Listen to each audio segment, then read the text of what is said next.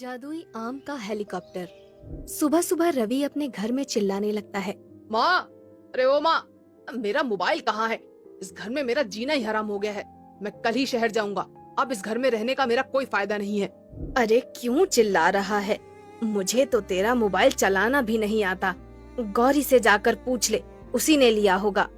माँ, तुमने गौरी को सिर पर चढ़ा रखा है। उसकी हिम्मत कैसे हुई मेरा मोबाइल छूने की? आखिर वो तेरी बहन है, कभी तो उसका ख्याल रखा कर। बहन है तो क्या मेरा सब कुछ रख लेगी?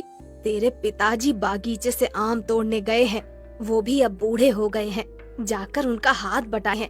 तुझे शर्म नहीं आती है? दिन भर मोबाइल चलाता रहता है। माँ की बात सुनकर रवि तुरंत जंगल वाले बागीचे में चला जाता है। वहाँ उसके पिताजी आम तोड़कर बोरियों में भर रहे थे। पिताजी, आज मैं आपकी मदद करने के लिए आया हूँ। आज से मैं रोज आम की बोरियां उठाकर बाजार तक ले जाया करूँगा। आपको ज्यादा मेहनत करनी नहीं पड़ेगी। अच्छा हुआ बेटा जो तुम आ गए। मैं भी अब बूढ़ा हो गया हूँ, ज्यादा वजन नहीं उठा पाता हूँ। इसके बाद दोनों बाप बेटे बागीचे से आम तोड़ने लगते हैं। ये देखिए पिताजी, इस पेड़ के आम कितने बड़े बड़े हैं। हाँ बेटा, ये पेड़ बहुत पुराना पेड़ है। मेरे पिताजी कहा करते थे कि ये पेड़ कोई जादुई पेड़ है। इसके आम सबसे बड़े और मीठे होते हैं, बाजार में सबसे महंगे बिकते हैं। उस पेड़ की कहानी सुनकर रवि को बहुत आश्चर्य होता है और वो अपने पिताजी से कहता है, पिताजी, मैं कल शहर जाकर एक नई दवा लाऊंगा जिससे इस पेड़ के आम और बड़े हो जाएंगे और हमें ज्यादा फायदा होगा। अगले ही दिन रवि शहर जाकर एक केमिकल वाली दवा लाता है और बागीचे में उस आम के पेड़ के पास पहुंच जाता है। रवि जैसे ही उस दवा को डालने वाला होता है, तभी पेड़ से आवाज आती है, रुक जाओ बेटा, ये केमिकल वाली दवा मत डालो, मेरे सारे फल प्रदूषित हो जाएंगे। पेड़ की आवाज सुनकर रवि घबरा जाता है और अपने चारों तरफ देखने लगता है। कौन हो तुम? सामने आकर बात करो। मैं किसी से नहीं डरता। मैं हूँ बेटा, जादुई आम का पेड़, डरो मत। उस जादुई आम के पेड़ को देखकर रवि हक्का बक्का रह जाता है। पेड़ की एक नाक, दो आँखें और बोलने वाला मुंह भी था और वो पेड़ बातें भी कर रहा था। तुम तो एक पेड़ हो, फिर तुम बोल कैसे सकते हो? मैं एक जादुई आम का पेड़ हूँ, इसलिए मैं सब कुछ कर सकता हूँ। तुम्हारे बाप दादाओं ने मेरी सदियों से सेवा की है। तुम ये केमिकल वाली दवा डालकर मुझे प्रदूषित मत करो। लेकिन इस दवा से कुछ नहीं होगा, बल्कि तुम्हारे आम और बड़े हो जाएंगे। नहीं बेटा, इस केमिकल को मत डालो। इसके बदले में मैं तुम्हें एक जादुई आम देता हूँ। इस जादुई आम से तुम कुछ भी बना सकते हो। इसके बाद वो जादुई आम का पेड़ रवि को एक जादुई आम देता है। जादुई आम लेकर रवि तुरंत अपने घर पहुंच जाता है और अपने कमरे का दरवाजा बंद कर लेता है। मुझे इस जादुई आम को टेस्ट करना चाहिए, क्या पता ये जादुई आम है भी या नहीं। जादुई आम कर दे मेरा छोटा सा काम। दे दो मुझको एक तकिया ताकि कर सकूं मैं आराम। रवि के इतना कहते ही एक तकिया वहाँ पर प्रकट हो जाता है। ये देखकर रवि खुशी से उछलने लगता है। क्या हुआ रे, क्यों शोर मचा रहा है? कुछ नहीं माँ। रवि जादुई आम लेकर अगले ही दिन शहर चला जाता है। शहर पहुँचते ही वहाँ जोरदार बारिश होने लगती है। लगातार 2 दिनों तक बारिश होने के कारण सारे शहर में बाढ़ जैसे हालात बन जाते हैं।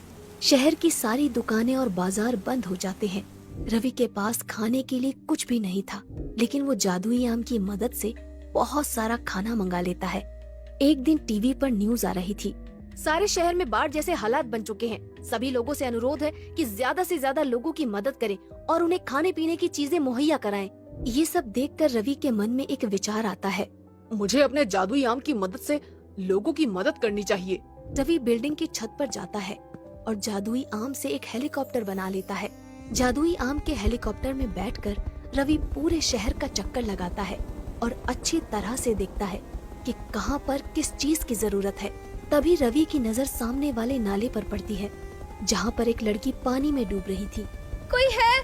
कोई मेरी मदद करो, मुझे बचाओ।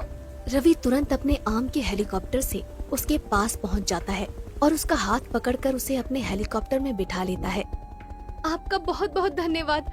अगर आज आप नहीं आते तो मैं तो डूब ही जाती। अरे कोई बात नहीं, वैसे आपकी आंखें बहुत खूबसूरत हैं। तभी वहाँ पर आर्मी वाले आ जाते हैं और जादुई आम का हेलीकॉप्टर देखकर आर्मी वाले समझते हैं कि ये कोई आतंकवादी है। तुरंत गोली मारकर इस आतंकवादी को मार दो। नहीं सर, मुझे लगता है ये कोई आतंकवादी नहीं है, क्योंकि उसने अभी अभी एक लड़की की जान बचाई है। लेकिन इसके पास इतना खूबसूरत हेलीकॉप्टर आया कहाँ से? और ये हेलीकॉप्टर तो आम का बना हुआ है, जरूर कुछ गड़बड़ है।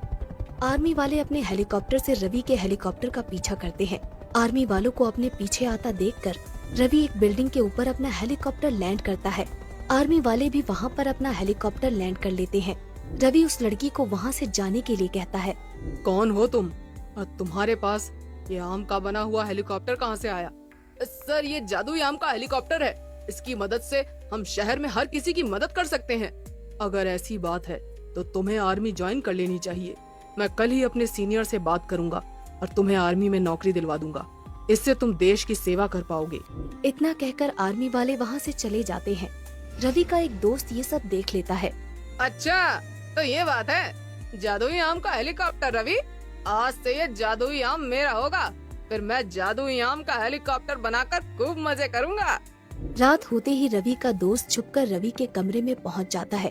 उस समय रवि सो रहा था। रवि का दोस्त जादुई आम को चुरा लेता है और अपने तो वो देखता है कि उसके सारे शरीर पर फोड़े फुंसियां निकल आई हैं और उसका पूरा चेहरा काला हो गया है। हे भगवान, ये क्या हो गया? लगता है ये सब उस जादुई आम की वजह से हुआ है। मुझे तुरंत इसे वापस करना होगा। रवि का दोस्त दौड़कर वापस रवि के पास जाता है, लेकिन तब तक रवि जाग चुका था। अरे तुम यहाँ क्या कर रहे हो? और तुम्हारे चेहरे पर ये क्या हो गया है? रवि का दोस्त रवि को सारी बात बताता है। लाओ, वो जादुई आम मुझे दे दो। मैं तुम्हारा चेहरा ठीक कर देता हूँ। और आगे से कभी भी ऐसा मत करना, वरना हमारी दोस्ती खत्म हो जाएगी। रवि जादुई आम की मदद से उसको ठीक कर देता है। अगले दिन आर्मी ऑफिसर रवि के पास आ जाता है। रवि, मैंने अपने सीनियर से बात कर ली है। अगर तुम चाहो तो आर्मी ज्वाइन कर सकते हो। तुम्हारा ये जादुई आम का हेलीकॉप्टर हमारी बहुत मदद करेगा और हम लोग मिलकर देश के दुश्मनों को धूल चटाएंगे। ये सुनकर रवि बहुत खुश हो जाता है और ये बात अपने घर वालों को बताता है और अगले ही दिन आर्मी ज्वाइन कर लेता है और अपने जादुई आम के हेलीकॉप्टर से देश की सेवा करने लगता है।